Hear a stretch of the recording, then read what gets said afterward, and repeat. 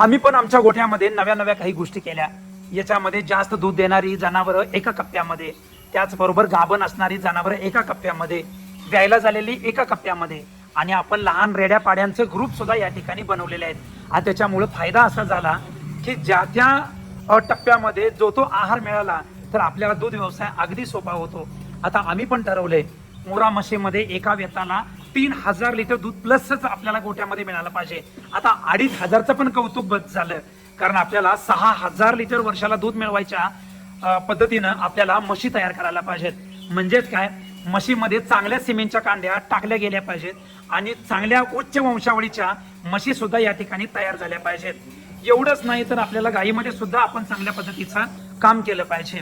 प्रशस्त असा मुक्त गोठा, कमी पैशातला गोठा, मुक्त गोठ्यामध्ये चांगली गोठ्याची रचना, त्याचबरोबर या ठिकाणी 24 तास पाण्याची सोय.